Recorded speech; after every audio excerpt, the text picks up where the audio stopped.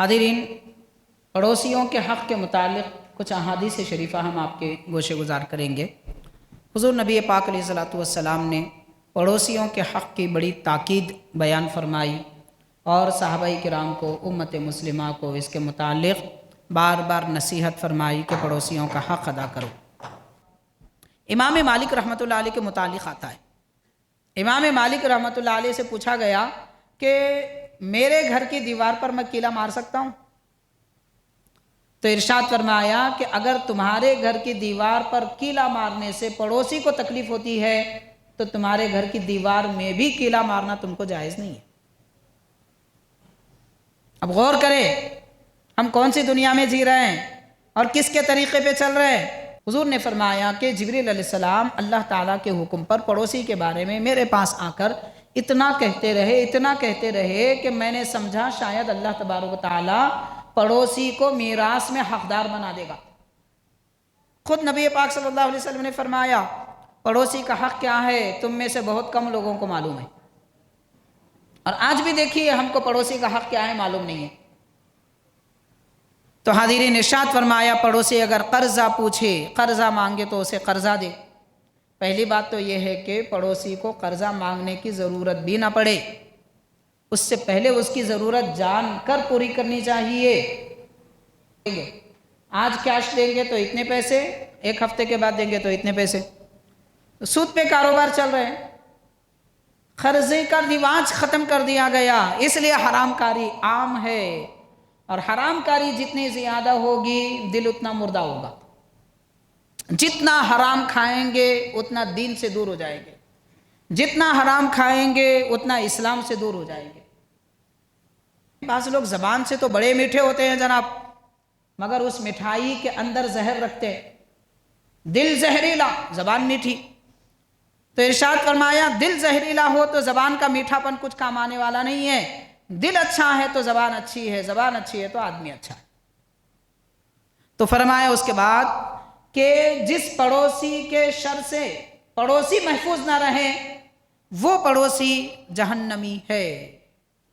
جس پڑوسی کے شر سے پڑوسی محفوظ نہ رہے جہنمی، سرکار نے اس کو فرمایا۔ سرکار نے فرمایا جو مومن امانت نہیں رکھتا وہ ایمان ہی نہیں رکھتا۔ لا ایمان لمن لا امانت لہو، پھر ارشاد فرمایا ولا دین لمن لا عہد لہو، اور جو وعدہ کرنے کے بعد پورا نہ کرے اس کا تو دین ہی نہیں ہے۔ وہ کہتا پھرے میں مسلمان ہوں، مگر سرکار فرما رہے ہیں اس کا تو دین ہی نہیں ہے جو وعدہ پورا نہیں کرتا۔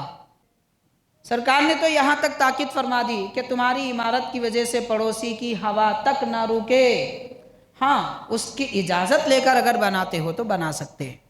لوگ ایسے حقوق ہڑپ کر جا رہے ہیں کہ ڈکار بھی نہیں لے رہے ہیں، احساس تک نہیں ہے کہ میرے پڑوسیوں کو کیا تکلیف ہو رہی ہے، میرے رشتہ داروں کو کیا تکلیف ہو رہی ہے، احساس بھی نہیں ہے۔ یہ حال ہے۔ نبی پاک صلی اللہ علیہ وسلم ہم کو کیسے مسلمان دیکھنا چاہتے ہیں اور ہم کیسے مسلمان ہیں، افسوس ہے، افسوس ہے۔ بہرحال حاضرین کرام، معاشرے کو بہتر بنانے کی ضرورت ہے، اور معاشرہ کسی ایک دو آدمی سے اچھا نہیں بنتا، سارے لوگوں کی اچھائی سے معاشرہ اچھا بنتا ہے، سارے لوگوں کے صبر پر معاشرہ اچھا بنتا ہے، سارے لوگوں کی کشادہ دلی پر معاشرہ اچھا بنتا ہے۔ اور ایک اہم ترین بات، کیا پیاری بات ہے، کتنی نزاکت پیارے نبی نے ہم کو سکھائی۔ ارشاد فرمایا وَإِذَا اشْتَرَىٰ فَاكِهَةً فَلْيُهْدِ لَهُ، اگر تم کوئی میوہ خریدو تو پڑوسی کو تحفہ بھیجو۔ غور کریں آپ، کیونکہ میوہ ایک ایسی چیز ہے جو عام طور پر لوگ نہیں کھاتے۔ کھانے پینے کی، کھانا چاول روٹی وغیرہ یہ تو سب کھاتے ہیں، میوہ ہے اور بہت ساری نعمت والی غذائیں ہیں جو انسان کی قوت بخش غذائیں ہیں، وہ عام طور پر لوگ نہیں کھاتے۔ تو فرمایا اگر تم میوہ خریدو تو اپنے پڑوسی کو تحفہ دو، میوہ خریدو تو تحفہ دو۔ پھر ارشاد فرمایا کہ اگر نہیں دے سکتے تو چھپا کر لاؤ کہ کہیں پڑوسیوں کی نظر تمہارے سامان پر نہ پڑ جائے اور ان کو تکلیف نہ ہو جائے کہ وہ کھا سکتا ہے ہم نہیں کھا سکتے۔ اس وقت ہم کو پڑوسیوں کے حقوق کے بارے میں بڑی توجہ دینے کی ضرورت ہے۔ ایسے ہزاروں مسائل اور امراض ہیں جس میں ہم مبتلا ہیں، ان کو ایک ایک کر کے اگر ہم کوشش کر کے حل کرتے رہیں اور اس کو مسئلے کو حل کرتے رہیں تو ہو سکتا ہے بڑے بڑے مسائل بھی ہمارے حل ہو جائیں، پہلے دین اسلام پر سچے طریقے سے عمل کرنا تو سیکھیں اور دوسروں کا حق ادا کرنا تو سیکھیں۔ اپنا حق بعد میں لیں گے، پہلے دوسروں کا حق دیں۔ فاعوذ باللہ من الشیطان الرجیم، بسم اللہ الرحمن الرحیم۔ ان اللہ وملائکتہ یصلون علی النبی یا ایھا الذین آمنوا صلوا علیہ وسلموا تسلیما۔ اللہم صل علی سیدنا محمد وعلی آلہ وصحبہ افضل صلواتک وعدد معلوماتک وبارک وسلم۔ محترم حاضرین، معزز سامعین، السلام علیکم ورحمۃ اللہ وبرکاتہ۔ اللہ تبارک و تعالیٰ کا احسان ہے، پروردگار نے شوال المبارک مکرم برکت والا مہینہ، جس کا شمار حرمت والے مہینوں میں ہوتا ہے، اس میں ہمیں رب تبارک و تعالیٰ نے حیات عطا فرمائی۔ جمعہ کے دن آج کے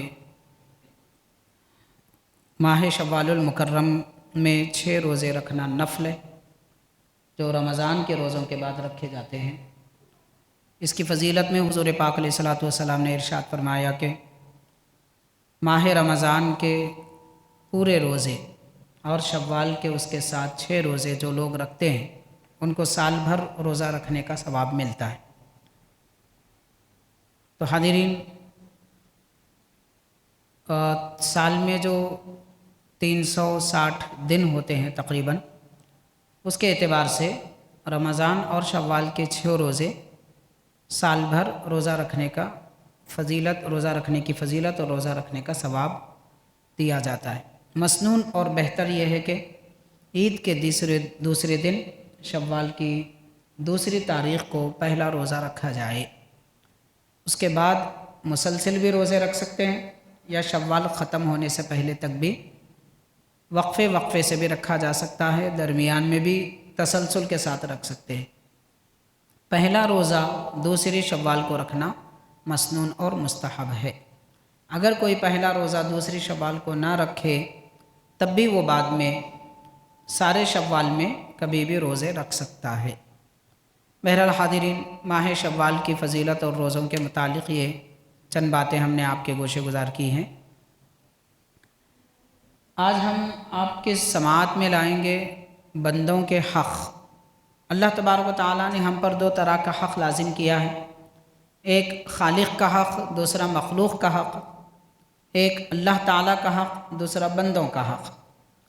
تو بندوں کے حق تو بہت سارے ہیں، ماں باپ کا حق ہے، اولاد کا حق ہے، رشتہ داروں کا حق ہے، دوستوں کا حق ہے، ایک مومن کا دوسرے پر حق ہے۔ تو ان سب حق کے ساتھ میں ایک اہم ترین حق جس کا ادا کرنا ہم پر لازم ہے، وہ پڑوسیوں کا حق ہے۔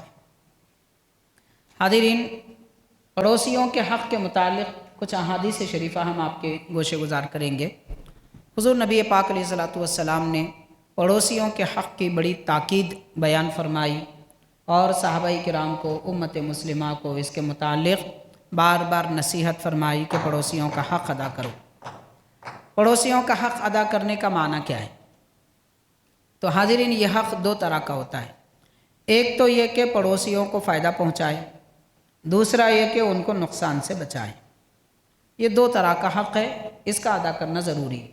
نہ پڑوسیوں کو نقصان دینا جائز ہے، اور نہ ہی ان کے حق کو فراموش کرنا بھی جائز نہیں ہے، اور ان کا حق ادا کرنے میں کوتاہی کرنا یہ بھی درست نہیں ہے۔ اس کے متعلق بہت ساری احادیث شریفہ ہیں، چند احادیث شریفہ ہم آپ کو سنائیں گے۔ امام غزالی رحمۃ اللہ علیہ نے اور حضرت حناد بن سری نے اور بھی بہت سارے بزرگوں نے یہ احادیث پاک اپنی کتابوں میں نقل فرمائی ہیں، جو صحاح ستہ اور دیگر کئی حدیث کی کتابوں میں موجود ہے۔ حضور نبی پاک علیہ الصلوۃ والسلام نے ارشاد فرمایا کہ هل تدرون ما حق الجاری الا قلیلا، اے لوگوں، تم میں بہت سارے لوگ پڑوسی کا حق کیا ہے نہیں جانتے، بہت کم ہی لوگ جانتے ہیں کہ پڑوسی کا حق کیا ہوتا ہے۔ پڑوسی کس کو کہتے ہیں پہلے یہ سمجھ لیں۔ پڑوسی کا معنی ہوتا ہے ہمارے بازو آس پاس رہنے والے، ان کو پڑوسی کہتے ہیں۔ تو حق کے اعتبار سے اگر دیکھا جائے تو ایک پڑوسی کے ساتھ 40 مکان اس کے پڑوس میں آتے ہیں۔ اس کے سامنے، اس کے پیچھے، اس کے دائیں، اس کے بائیں۔ تو ایک پڑوسی کے لیے 40 مکان پڑوسی میں شامل ہوتے ہیں۔ تو یہ ہمارے ساتھ چلنے والے بھی پڑوسی ہیں، ہمارے ساتھ بیٹھنے والے بھی پڑوسی ہیں، ہمارے آس پاس رہنے والے بھی پڑوسی ہیں۔ پڑوسی کا حق ادا کرنے کے لیے اس میں مذہب کی کوئی تمیز نہیں ہے، یعنی مسلم ہو تو بھی پڑوسی ہے، یہودی ہو تو بھی پڑوسی ہے، کافر ہو تو بھی پڑوسی ہے، عیسائی ہو تو بھی پڑوسی ہے۔ ہر ایک پڑوسی کو اس کا حق ادا کرنا اور اس کو حق دینا لازم ہے۔ البتہ حضور پاک صلی اللہ علیہ وسلم کا باضابطہ ایک فرمان ہے، اس فرمان کے مطابق انشاءاللہ تعالی میں آگے بیان کروں گا کہ ایک ایک پڑوسی پر کتنے حق لازم ہوتے ہیں۔ پہلی بات یہ کہ نبی کریم صلی اللہ علیہ وسلم نے ارشاد فرمایا، اے لوگوں، پڑوسی کا حق کیا ہے تم میں بہت کم لوگ جانتے ہیں۔ بہت کم لوگ پڑوسی کا حق جانتے ہیں، اس لیے پڑوسی کا حق ادا نہیں کرتے، جانتے تو ضرور ادا کرتے۔ پھر ارشاد فرمایا کہ وہ آدمی نہ اللہ پر ایمان لاتا ہے نہ آخرت پر، جس کے شر سے پڑوسی محفوظ نہ رہے، جس کی تکلیف سے، جس کے شر سے پڑوسی نہ بچیں، نہ اس کا ایمان اللہ تعالیٰ پر ہے نہ آخرت پر ہے۔ مطلب یہ ہوا کہ ہم کلمہ پڑھیں، آخرت پر ایمان لائیں، جو کچھ بھی دعویٰ کریں، خود کا نام مسلمان رکھیں، اپنے مسلمان ہونے کا دعویٰ کریں، اگر پڑوسی کو تکلیف دے رہے ہیں تو پھر ہمارے ایمان کا دعویٰ بھی بیکار ہے، آخرت پر ایمان کا دعویٰ بھی بیکار ہے، اللہ پر ایمان لانے کا دعویٰ بھی ہمارا بیکار ہے۔ پڑوسی کو اگر تکلیف دے رہے ہیں، اب آپ غور کریں ہمارے معاشرے میں جو خرابیاں ہیں پڑوسیوں کے متعلق، کہاں تک ہم پڑوسیوں کا حق ادا کر رہے ہیں۔ تو ایک تو آگے تفصیلات بہت سارے ہیں، احادیث شریفہ انشاءاللہ میں بیان کروں گا۔ حضور نبی پاک علیہ الصلوۃ نے ارشاد فرمایا، ان من حق الجاری علی جارہ، ایک پڑوسی کے دوسرے پر حق کیا ہے، مطلب کیا کرنا چاہیے۔ پڑوسی ہے، ہمارے آس پاس میں ہے، بازو ہے، پیچھے ہے، تو کیا کرنا چاہیے۔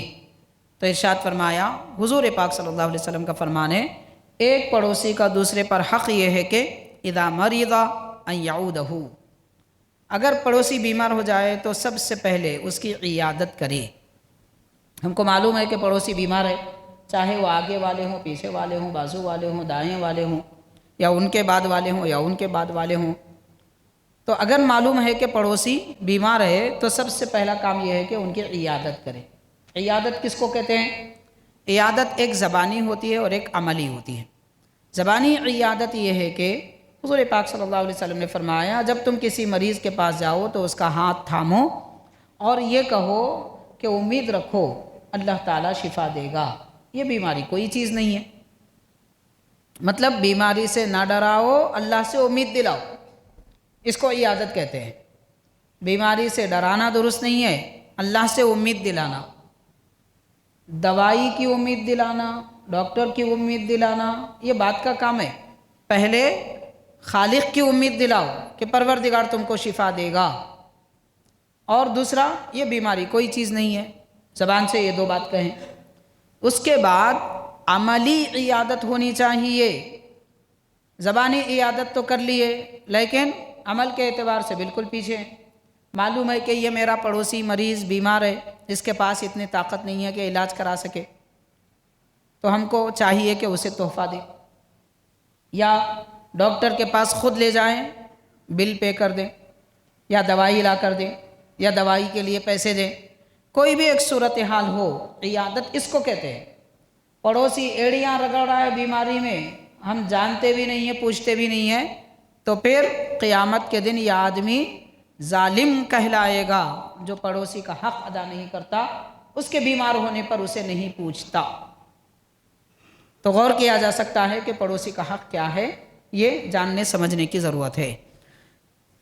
اس کے بعد حضور پاک علیہ الصلوۃ والسلام نے ارشاد فرمایا، وَإِذَا مَاتَ أَن يَتْبَعَ جَنَازَتَهُ، جب پڑوسی کا انتقال ہو جائے تو اس کے جنازے میں شریک ہو، یہ دوسرا حق ہے۔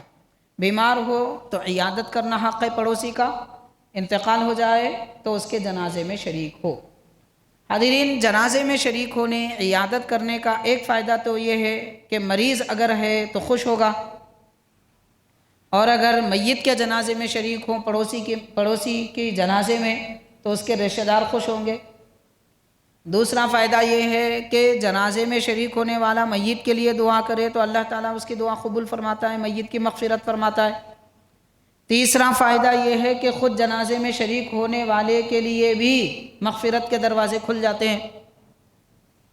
تو یہ سب فوائد ہیں، اس لیے حضور پاک صلی اللہ علیہ وسلم نے ماحول اور معاشرے کو اچھا بنانے کے لیے ارشاد فرمایا، پڑوسی ایک دوسرے کا حق ادا کرے گا تو آپس میں محبت بڑھے گی، پڑوسی ایک دوسرے کا حق ادا کرے گا تو مل جل کر رہیں گے، ایک دوسرے کی صورت دیکھنے والے ایک دوسرے خوش ہوں گے، لڑائی جھگڑے نفرتوں کا ماحول نہیں رہے گا تو ماحول خوشگوار ہوگا۔ تو کلچر اور تہذیب اچھی بنانے کے لیے نبی پاک صلی اللہ علیہ وسلم نے ایمان والوں کو معاشرتی زندگی، یعنی اپنی زندگی کیسی گزاریں، تو معاشرتی زندگی کے آداب سکھائے۔ معاشرتی زندگی کے آداب میں سے پہلا حق یہ ہے کہ پڑوسی بیمار ہو تو عیادت کرے، اور اگر اس کا انتقال ہو جائے تو جنازے میں شریک ہو۔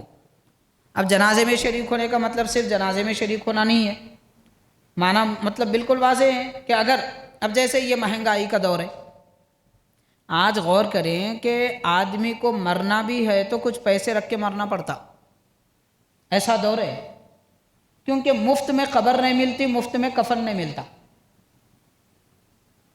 زندگی میں مکان بنانا تو مشکل تھا، آج کل ایک ایک قبر 2 گز زمین 2 ایک 1.5 لاکھ میں بک رہی ہے۔ تو ایسے مہنگائی کے دور میں کہ مرنا بھی مشکل ہے آدمی کو، تو غور کریں کہ ایسے موقع پر جنازے میں شریک ہونے کا معنی کیا ہے، یہ بھی سمجھنا چاہیے کہ ہمارا پڑوسی اگر اس کے پاس اتنی دولت نہیں ہے کہ وہ قبر کے لیے جگہ خرید سکے تو اس کا انتظام کرے، کفن دفن کا انتظام نہ کر سکے تو خود کرے، تو یہ کام ادا کرنا چاہیے، یہ جنازے میں شریک ہونا کہلاتا ہے۔ تو جنازے میں شرکت بھی ہے، ساتھ میں اس کے ضروریات کی بھی تکمیل کرنا چاہیے۔ اس کے بعد حضور پاک صلی اللہ علیہ وسلم نے تیسری نصیحت فرمائی، پڑوسی کے متعلق ہمارا کیا حق ہے، ہم کیا کریں پڑوسیوں کے بارے میں۔ یاد رکھنا چاہیے کہ کیا کریں یہ معلوم کریں، کیا نہ کریں یہ مت دیکھیں، تو کیا کرنا چاہیے یہ جانیں۔ تو کیا کریں؟ نبی پاک علیہ الصلوۃ والسلام نے ارشاد فرمایا، بیمار ہو تو عیادت کریں، انتقال ہو جائے تو جنازے میں شریک ہو پڑوسی کے، اور تیسرا کام یہ کہ وہ اگر قرضہ پوچھے تو قرضہ دیں، یہ ہے پڑوسی کا حق۔ اب غور کریں کہ پڑوسی کا حق ادا کرنے کی یہ سنت پر کون عمل کرتا ہے، کہاں عمل کرتا ہے، کتنے لوگوں کو معلوم ہے؟ خود نبی پاک صلی اللہ علیہ وسلم نے فرمایا پڑوسی کا حق کیا ہے، تم میں سے بہت کم لوگوں کو معلوم ہے، اور آج بھی دیکھیے ہم کو پڑوسی کا حق کیا ہے معلوم نہیں ہے۔ تو حاضرین، ارشاد فرمایا پڑوسی اگر قرضہ پوچھے، قرضہ مانگے تو اسے قرضہ دے۔ پہلی بات تو یہ ہے کہ پڑوسی کو قرضہ مانگنے کی ضرورت بھی نہ پڑے، اس سے پہلے اس کی ضرورت جان کر پوری کرنی چاہیے۔ لیکن حاضرین، اگر بعد میں معلوم ہو تو کم از کم اس کو قرضہ تو دے۔ اب اس دور میں قرضہ کون کس کو دے رہا ہے؟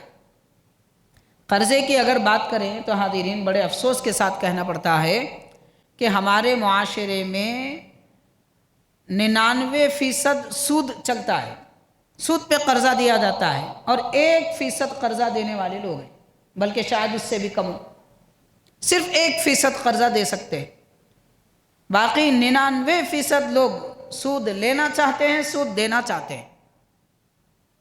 حاضرین کرام، ایک مسلمان دوسرے مسلمان کو قرضہ نہ دے تو کون دے گا؟ مزاج بالکل ختم ہو چکا ہے آج کل قرضہ دینے کا، اس کی چاہے جو بھی وجہ ہو۔ ایک وجہ یہ بھی سمجھ میں آتی ہے کہ لوگ قرضہ لیتے ہیں مگر قرضہ واپس نہیں کرتے، ہو رہا ہے یہ۔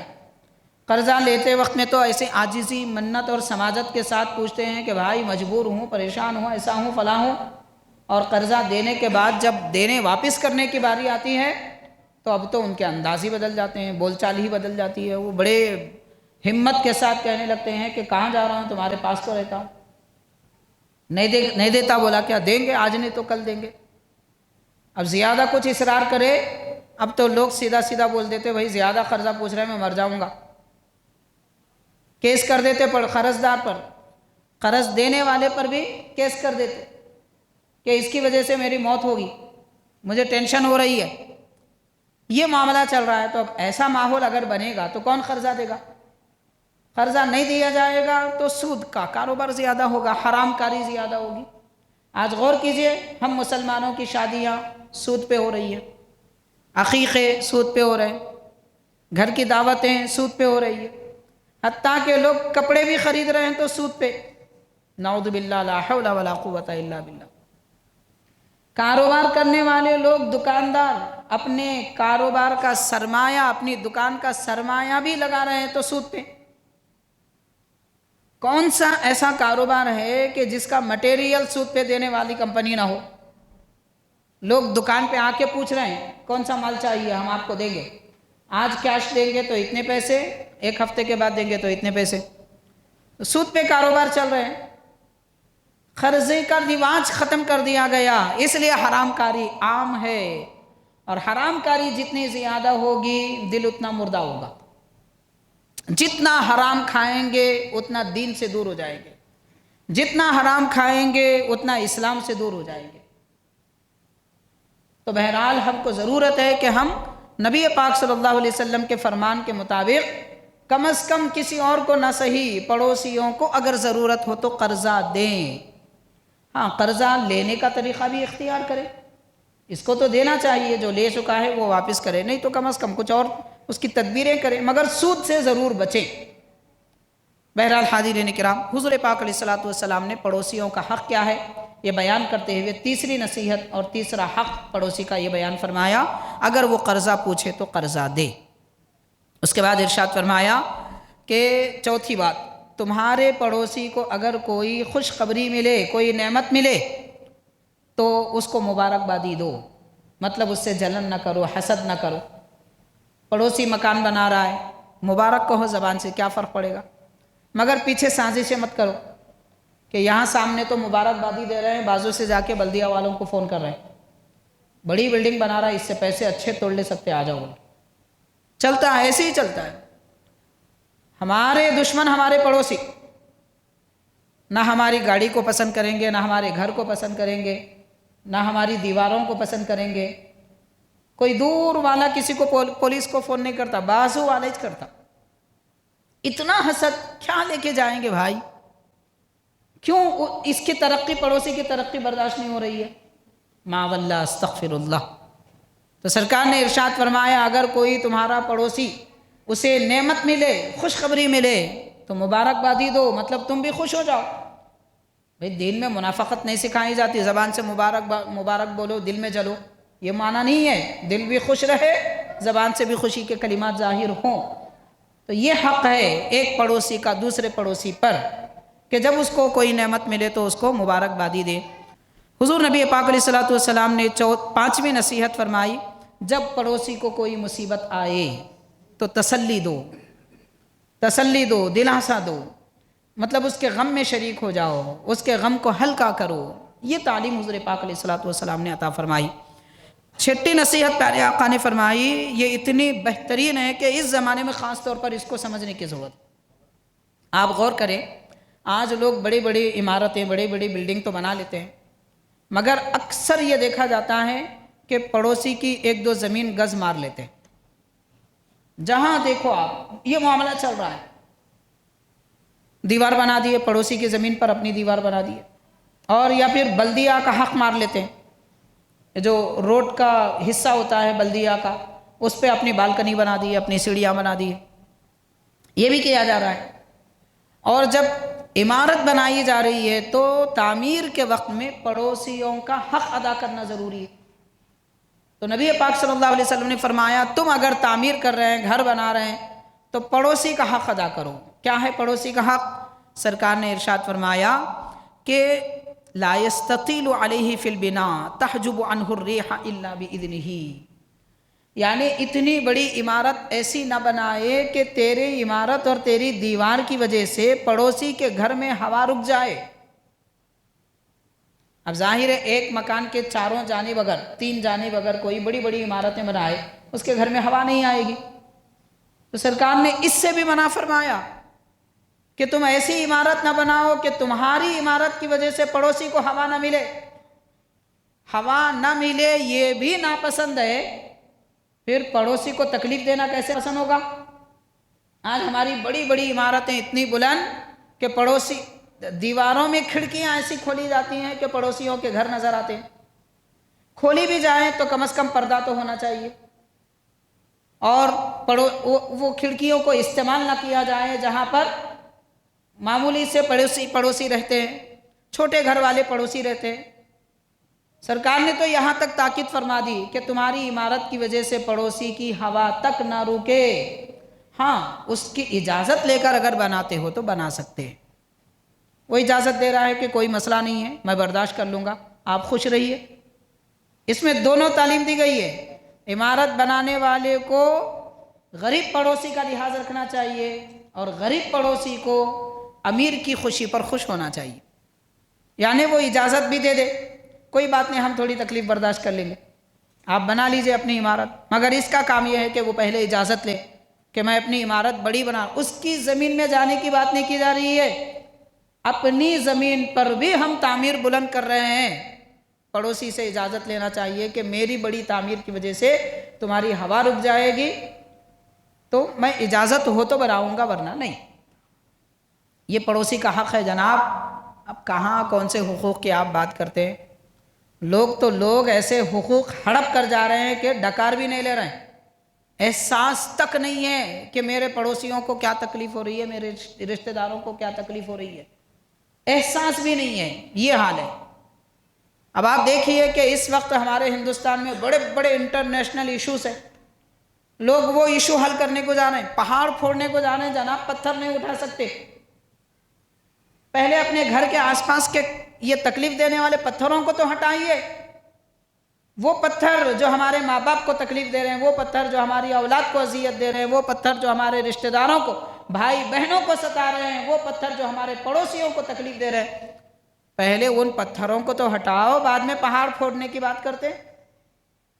تو بڑے بڑے ایشوز پر سب غصہ ہو جاتے ہیں، مگر اپنے مومن کا حق دینے کے لیے کان میں جوں تک نہیں رلتی۔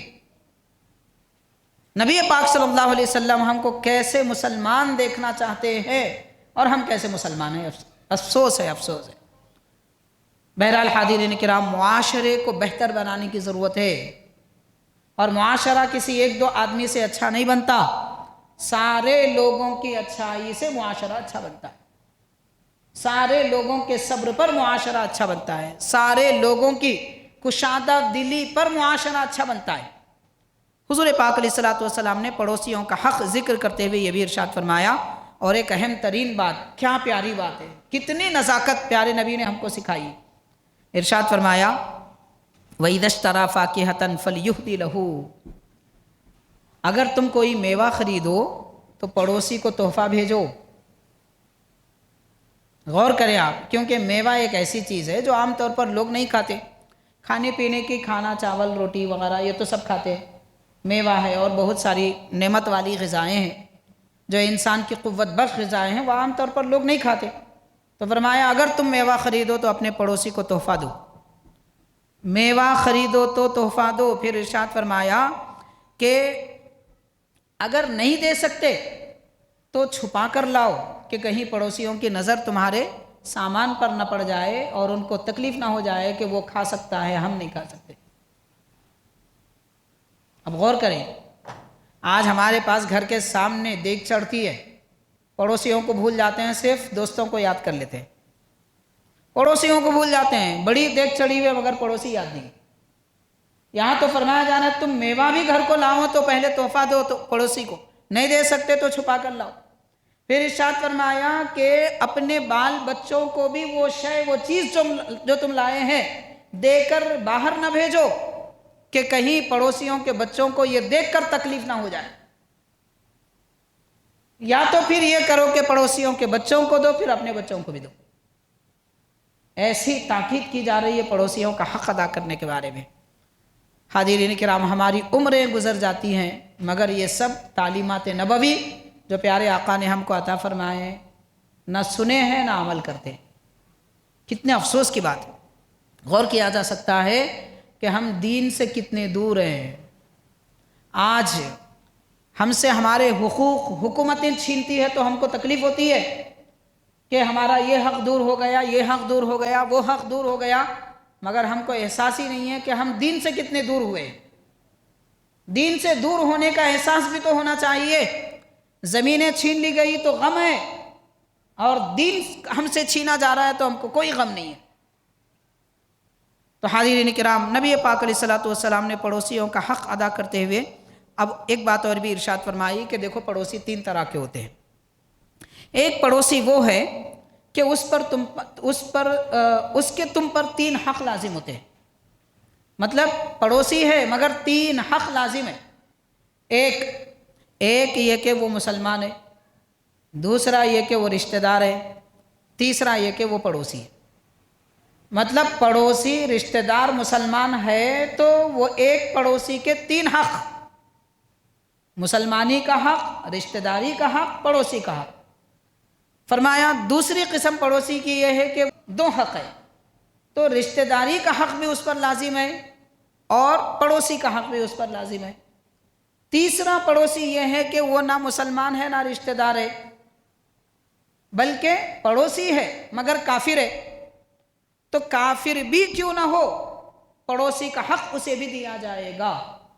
یعنی ایک مسلمان پڑوسی کا حق ادا کرنے کے لیے جیسے ہم اپنے گھر کا میوہ، گھر کا سالن، گھر کا کھانا، گھر کی خوشیاں، ہمارے گھر کی دعوتوں میں ان کو شریک کرتے ہیں، کافر ہو تو بھی اس کو اپنی دعوتوں میں اور اپنے سالن میں، اپنے کھانے میں، اپنی خوشیوں میں شمار کرنا لازم ہے، کیونکہ وہ پڑوسی ہے۔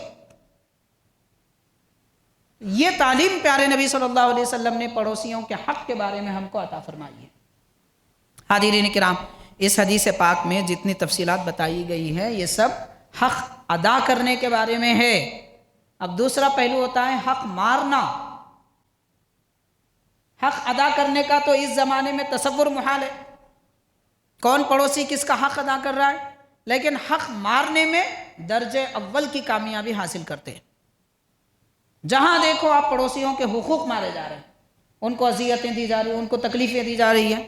یہ جو ماحول ہمارے پاس ہے حاضرین، گھر کی دعوت ہے، دو جانب کے راستے بند کر کے سارے پڑوسیوں کو پریشان کرتے ہیں۔ ضرورت ہے چار پڑوسیوں سے اجازت لے کر آدھا راستہ آپ روک سکتے ہیں، اتنی گنجائش تو ہے کہ بھئی گھر میں ہماری وسعتیں نہیں ہیں، اس لیے ہم تھوڑا راستہ استعمال کر سکتے ہیں۔ لیکن ایسا کہ ادھر قنات لگا دی، ادھر قنات لگا دیے، ادھر ڈال دیے راستے میں رکاوٹ، اب کوئی اگر کچھ بولے تو پھر اس سے آستین چڑھا کے لڑنے کو تیار۔ یہ بڑے افسوس کی بات ہے، یہ پڑوسی کا حق دیا نہیں جا رہا ہے، پڑوسی کا حق مارا جا رہا ہے۔ اور ہم سمجھ رہے ہیں بڑے ثواب کا کام کر رہے ہیں، جناب ہم شادی کر رہے ہیں، ہم عقیقہ کر رہے ہیں، ہم 11ویں کر رہے ہیں، ہم فلاں کر رہے ہیں، آپ لوگوں کا حق مار رہے ہیں۔ حق مارنے کا احساس نہیں ہے، مگر مستحب کام کرنے کی بڑی خوشی ہے۔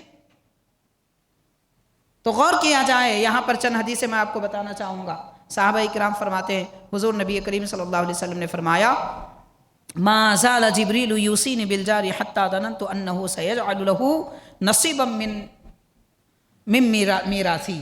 حضور نے فرمایا کہ جبریل علیہ السلام اللہ تعالیٰ کے حکم پر پڑوسی کے بارے میں میرے پاس آ کر اتنا کہتے رہے کہ میں نے سمجھا شاید اللہ تبارک و تعالیٰ پڑوسی کو میراث میں حقدار بنا دے گا۔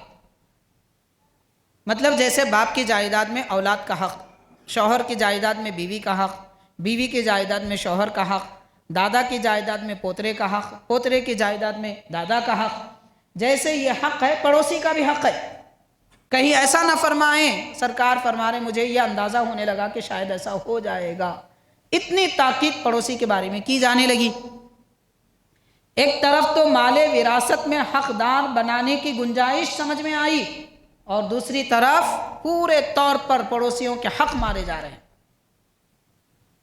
اب حاضرین کرام، احادیث شریفہ ہم کو سبق دے رہی ہے، تعلیم دے رہی ہے کہ ہم کو پڑوسی کا حق ادا کرنے کے لیے کتنی توجہ کی اور کیسی اس جانب توجہ کرنے کی ہم کو ضرورت ہے۔ حاضرین کرام، نبی کریم رحمۃ للعالمین صلی اللہ علیہ وسلم نے یہ بھی ارشاد فرمایا، اور ایک حدیث پاک ہے، ارشاد فرمایا لا ایمان لمن لا امانت لہ، کہ جس آدمی کے پاس امانت داری نہیں ہے اس کے پاس ایمان بھی نہیں ہے۔ امانت داری پیسے میں بھی ہوتی ہے، امانت داری زبان میں بھی ہوتی ہے، امانت داری کسی کی سنی ہوئی بات میں بھی ہوتی ہے۔ یہاں 4 لوگوں میں بیٹھ کر ایک بات سن لی ہے کسی کے متعلق، اب فوراً اٹھے میاں آگ لگانے کو، جس کے بارے میں بولا تھا وہاں جا کے وہاں شروع ہو گئے۔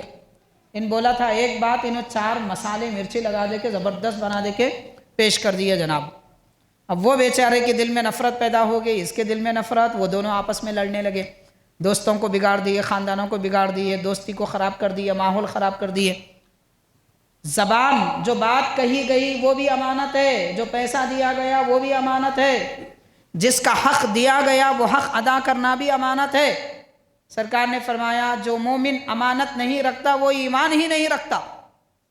لا ایمان لمن لا امانت لہ، پھر ارشاد فرمایا ولا دین لمن لا عہد لہ، اور جو وعدہ کرنے کے بعد پورا نہ کرے اس کا تو دین ہی نہیں ہے۔ وہ کہتا پھرے میں مسلمان ہوں، مگر سرکار فرما رہے ہیں اس کا تو دین ہی نہیں ہے جو وعدہ پورا نہیں کرتا۔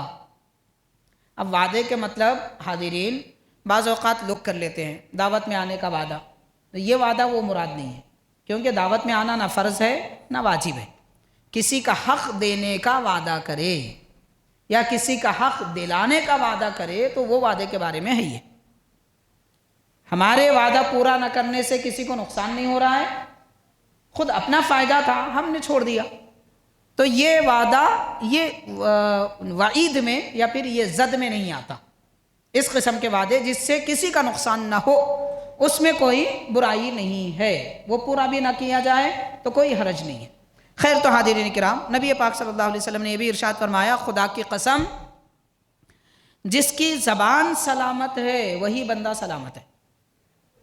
اب زبان ٹیڑھی ہے تو وہ آدمی بھی ٹیڑھا ہے، زبان گندی ہے تو وہ آدمی گندا، زبان غصیلی ہے تو وہ آدمی برا۔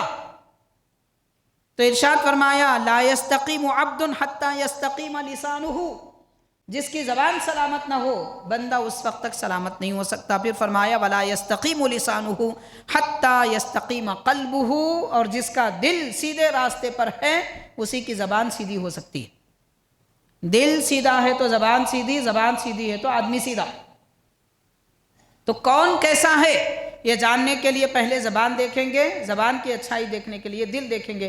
یہ اس لیے فرمایا پیارے آقا نے، بعض لوگ زبان سے تو بڑے میٹھے ہوتے ہیں جناب، مگر اس مٹھائی کے اندر زہر رکھتے ہیں۔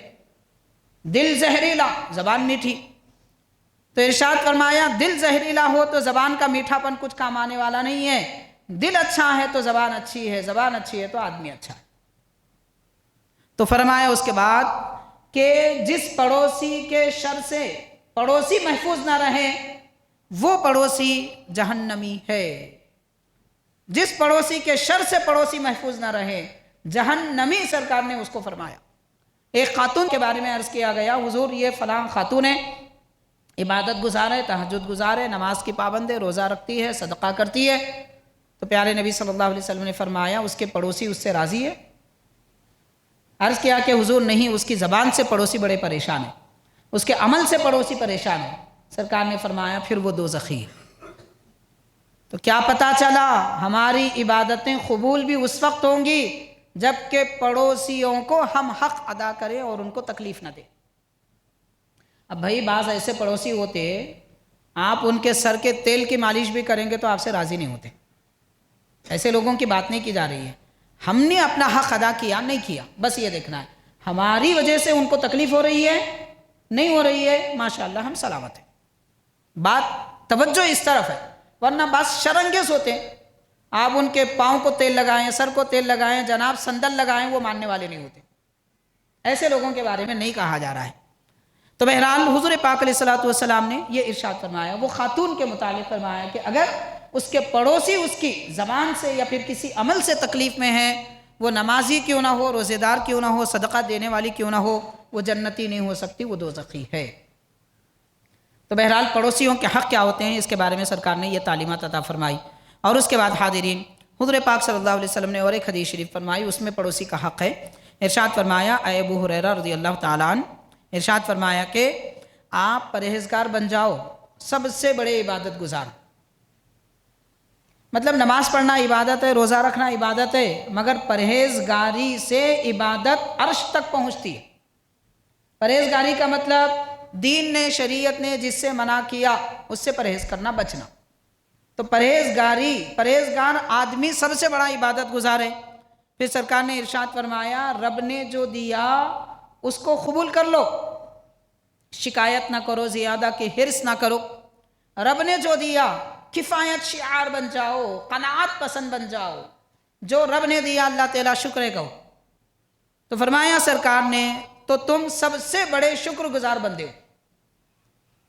مطلب اللہ نے نعمت دی، شکریہ شکریہ شکریہ تو بول رہے ہیں، پھر ساتھ میں اور ہوتا تو اچھا تھا، فلاں کو اتنا ملا، میرے کو اتنا ہی ملا. یہ ناشکری کے کلمات بھی ادا کر رہے ہیں، پھر ذات سامنے جو ہے شکریہ شکریہ بھی کر رہے ہیں. تو سرکار نے فرمایا وہ شکر گزاری نہیں ہے. شکر گزاری اللہ تعالیٰ کی یہ ہے کہ رب جو دے اس پہ راضی ہو جائے. قناعت پسندی اس کو کہتے ہیں. تو قناعت پسند بن جاؤ. سرکار فرمائے ابو ہریرہ سے قناعت پسند بن جاؤ، تم سب سے بڑے شکر گزار بندے ہو. پھر فرمایا وَأَحِبَّ لِلنَّاسِ مَا تُحِبُّ لِنَفْسِكَ، لوگوں کے لیے وہی پسند کرو جو تم اپنے لیے پسند کرتے ہو. ہم ہمارے لیے پسند نہیں کرتے کہ میرے گھر کے سامنے گاڑی پارک ہو تو دوسروں کے سامنے بھی پارک نہ کرے. ہم یہ پسند نہیں کرتے کہ میری دکان کے سامنے کسی کی گاڑی ٹھہرے تو ہم بھی کسی کے سامنے نہ ٹھہرائیں. ہم یہ پسند نہیں کرتے کہ میرے گھر کے سامنے کچرا ڈالا جائے یا مجھ پہ تھوکا جائے تو گاڑیوں پہ چلتے چلتے کسی پہ مت تھوکو. یہ تھوکنے کی بیماری عام ہو گئی آج کل. بڑے افسوس کی بات ہے، لوگ چل رہے ہیں ٹو ویلروں پہ، کاروں میں جا رہے ہیں، دیکھتے تک نہیں ہے جناب، کھائے تھوکے، لال لال تھوک تھوک دیتے ہیں، لوگوں کے بدن پہ گر رہا ہے. اب بیچارہ گزرنے والا کیا کرے گا؟ کام مصیبت مول لینا. بولے تو لڑائی، نہیں بولے تو مصیبت. بولے تو اتر جاتے گاڑی کو سٹینڈ لگا کے، کیا بولا بولے.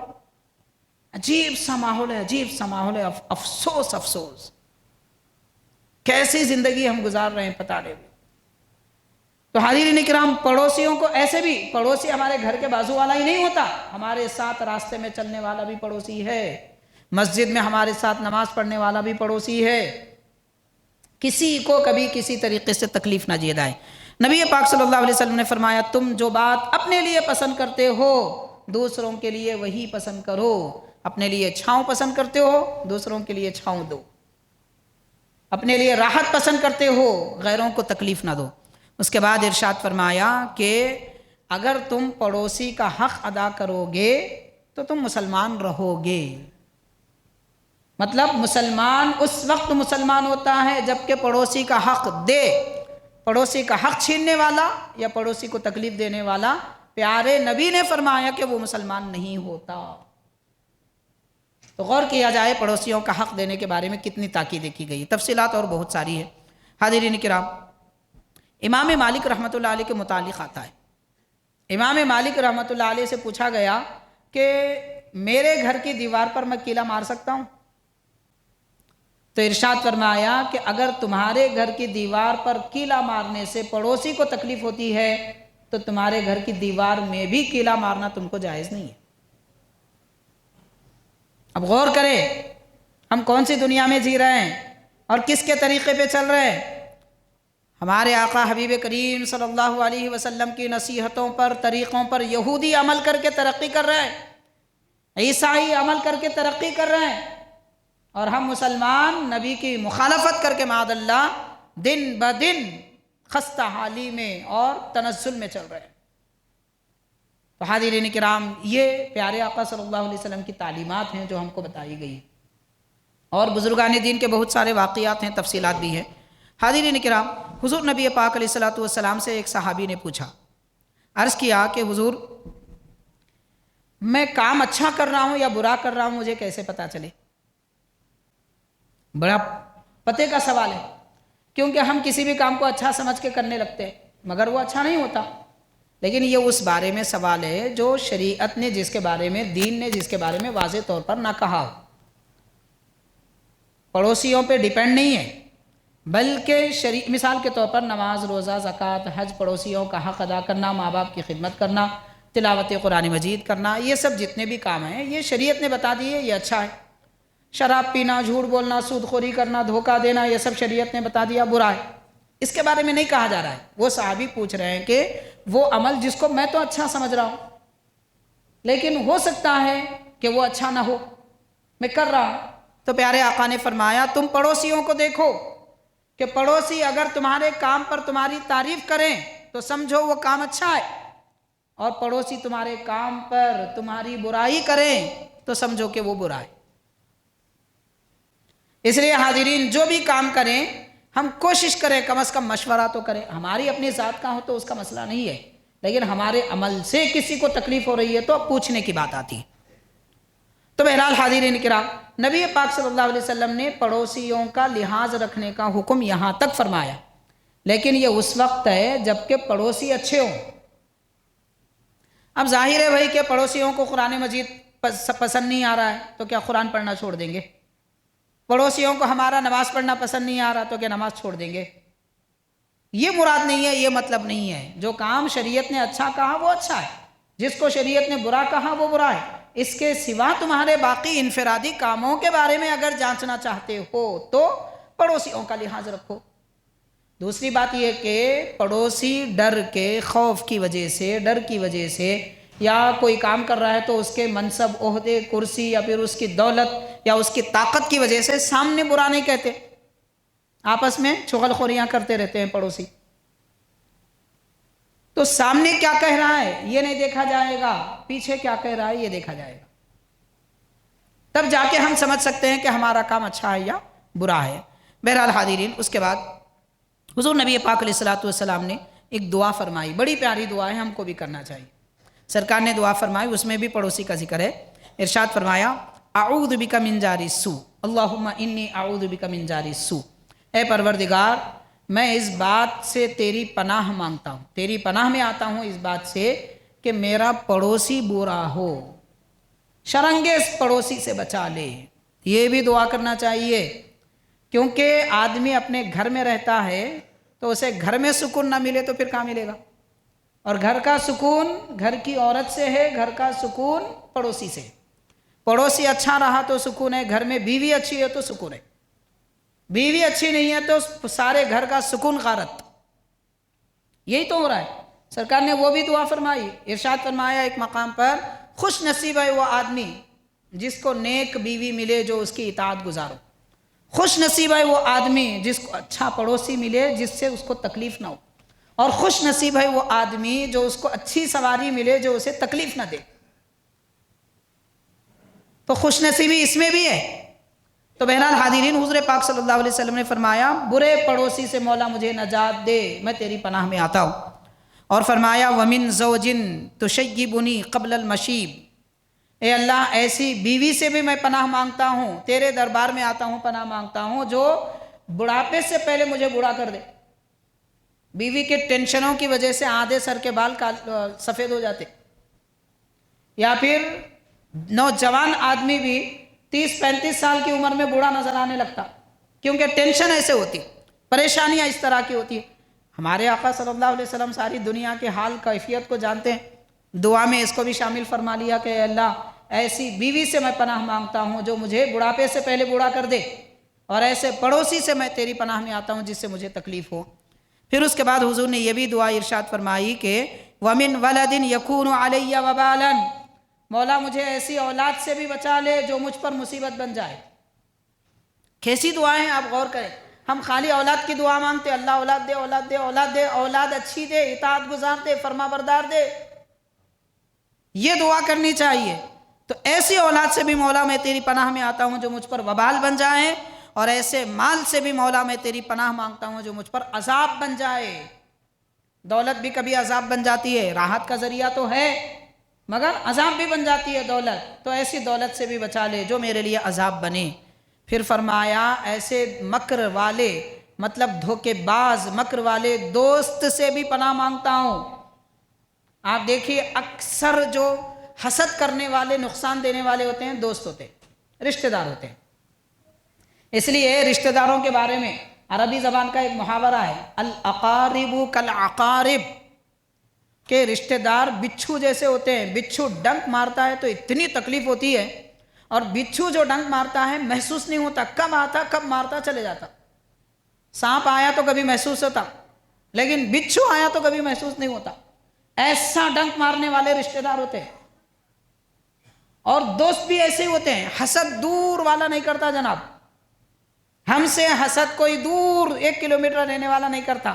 ہمارا رشتہ دار، ہمارے ساتھ بیٹھنے والا، ہماری چائے پینے والا، ہمارے باتوں میں بات ملانے والا وہی رہتا ہے.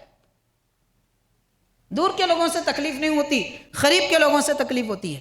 اب یہ جتنی حدیثوں میں ذکر کیا جا رہا ہے یہ سب کون ہے؟ بیوی کون ہے، دوست کون ہے، اولاد کون ہے، سب قریبی لوگ ہیں. ان سے زیادہ تکلیف ہوتی ہے. اللہ تبارک و تعالیٰ بندوں کو ان سے تکلیف دے کے بندے کو بتانا چاہتا ہے، اے میرے پیارے بندے سن لے کہ نہ تیری بیوی تیری ہے، نہ تیرا بیٹا تیرا ہے، نہ تیرا پڑوسی تیرا ہے، نہ تیرا رشتہ دار تیرا ہے. مجھے کبھی نہ بھول کہ صرف میں تیرا ہوں. پروردگار یہ بتانا چاہتا ہے. اس لیے اللہ تعالیٰ کو کبھی نہ بھولیں. سب ہاتھ دے سکتے ہیں، پروردگار کا سایہ یا رحمت ہمیشہ ہمارے سر پہ قائم رہتا ہے. اس لیے اپنے مولا کو نہیں بھولنا چاہیے. تو پیارے نبی صلی اللہ علیہ وسلم نے فرمایا وَمِن خَلِيلٍ مَاكِرٍ، ایسا مکر و فریب والا دوست مولا اس سے بچا لے، اس کی نگاہیں تو میرے بدن پر ہو مگر دل میں میرے خلاف منصوبے چلتے ہیں. ایسے ہوتے ہیں لوگ، دیکھنے کو تو بڑے اچھے نگاہ سے دیکھتے ہیں مگر دل میں منصوبے چلتے ہیں. دیکھیے حدیث پاک کے کلمات وَمِن خَلِيلٍ مَاكِرٍ عَيْنَاهُ تَرَانِي وَقَلْبُهُ يَرْعَانِي، کہ ایسا دوست کہ اس کی آنکھیں تو مجھے دیکھ رہی ہیں مگر اس کا دل میری نعمت پر مصیبت میں مبتلا ہے. اور فرمایا کیسا دوست؟ ان رآ حسنۃ دفنها، میری اچھائی دیکھتا ہے تو زمین میں گاڑ دیتا ہے، کسی کو نہیں بولتا. وَإِن رآ سیئۃ اضاعها، اور برائی دیکھتا ہے سوشل میڈیا پہ ڈالتا ہے،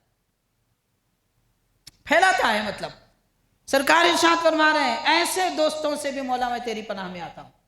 کتنی پیاری دعائیں ہیں. تو یہ سب پڑوسی ہے، بیوی بھی پڑوسی ہے کیونکہ ساتھ رہتی ہے، بچے بھی پڑوسی ہیں گھر میں ساتھ رہتے ہیں، دوست بھی پڑوسی ہے وہ بھی ساتھ رہتا ہے. تو ایسے لوگوں کے پناہ سے بچنے کی بھی دعا کرنی چاہیے. ساری باتوں کا خلاصہ یہ کہ قریب والوں سے ہوشیار رہیں. بدگمان نہیں بننا جناب، بدگمانی نہیں کرنا. خواہ خواہ کے بدگمانی کر کے اور پریشان ہو جا رہے ہیں. یہ نہیں سکھا رہا دین ہمارا.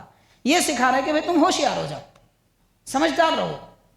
یعنی جس سے جتنی محبت اور جتنی احسان کی تعلیم دین اور شریعت دے رہا ہے اتنا ہی کرو. حد سے زیادہ ایسا نہ کرو کہ سر پہ بیٹھ جائے پھر بعد میں آپ کو سر جھکانا پڑے، ایسی مصیبت نہ آئے. بہرحال اپنے قلب کا تعلق حقیقی پروردگار خالق کائنات سے جوڑ لیا جائے اور رب نے جو حکم فرمایا پڑوسیوں کا حق ادا کرنے کا وہ ادا کر دیا جائے. ہم کامیاب ہیں. اس وقت ہم کو پڑوسیوں کے حقوق کے بارے میں بڑی توجہ دینے کی ضرورت ہے. ایسے ہزاروں مسائل اور امراض ہیں جس میں ہم مبتلا ہیں. ان کو ایک ایک کر کے اگر ہم کوشش کر کے حل کرتے رہیں اور اس کو مسئلے کو حل کرتے رہیں تو ہو سکتا ہے بڑے بڑے مسائل بھی ہمارے حل ہو جائیں. پہلے دین اسلام پر سچے طریقے سے عمل کرنا تو سیکھیں اور دوسروں کا حق ادا کرنا تو سیکھیں. اپنا حق بعد میں لیں گے، پہلے دوسروں کا حق دیں. ہم اپنا دوسروں کا حق نہیں دے رہے، اس وجہ سے لوگ ہمارے حق چھین رہے ہیں. ہم چھوٹے چھوٹے حق مار رہے ہیں تو دشمن بڑے بڑے حق چھین رہے ہیں. تو یہ جو بڑے بڑے حقوق ہم مسلمانوں سے چھینے جا رہے ہیں جناب وہ پہاڑ ہے، وہ پہاڑ بعد میں پھوڑتے، پہلے اپنے گھر کے پاس پڑے ہوئے پتھر کو تو ہٹاؤ. اس کو ہم اٹھا سکتے ہیں، اس کو ہٹا سکتے ہیں، یہ تو کر لیں کم از کم. شاید اس نیکی کی وجہ سے اللہ تعالیٰ وہ مصیبت کا پہاڑ ہم سے ہٹا دے. ہم اپنا معاشرہ تو اچھا بنائیں، ماحول تو اچھا بنائیں، اور جہاں رہتے ہیں وہاں تو لوگوں کے ساتھ خوش دلی کے ساتھ رہیں. پھر دیکھیں اللہ تعالیٰ کیسی رحمت فرمائے گا. خالق کائنات سے دعا ہے پروردگار ہم کو بندوں کا حق اور تیرا مولا حق ادا کرنے کی توفیق عطا فرما. تمام انسانوں کے حقوق ادا کرنا ہمارے لیے آسان فرما دے. صلی اللہ تعالی وسلم علی خیر خلقہ سیدنا محمد وآلہ واصحابہ اجمعین والحمد للہ رب العالمین.